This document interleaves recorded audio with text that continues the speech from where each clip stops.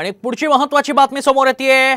NDA बैठकीसाठी अजित पवार देखील दिल्लीला जाणार आहेत। शपथविधी आधी होणाऱ्या बैठकीला अजित पवार उपस्थित असतील, त्यांच्यासह प्रफुल्ल पटेल, सुनील तटकरे देखील जाणार आहेत एनडीएच्या बैठकीला। त्यामुळे अजित पवारांची ही हजेरी असणार आहे। शपथविधी आधी होणाऱ्या बैठकीला अजित पवार जाणार आहेत। अधिक माहिती जाणून घेणार आहोत। आमचे प्रतिनिधी सुनील काळे सध्या आपल्या संपर्कात आहेत।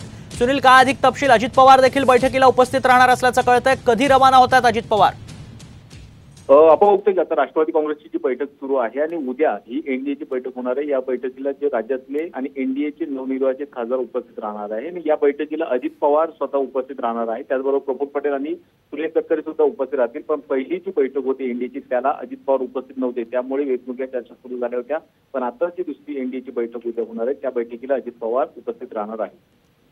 धन्यवाद सुनील, आपण दिलेल्या सविस्तर माहितीसाठी। प्रफुल्ल पटेल आणि सुनील तटकरेही या बैठकीला उपस्थित असणार आहेत। शपथविधी आधी होणाऱ्या बैठकीला अजित पवार रवाना होत आहेत।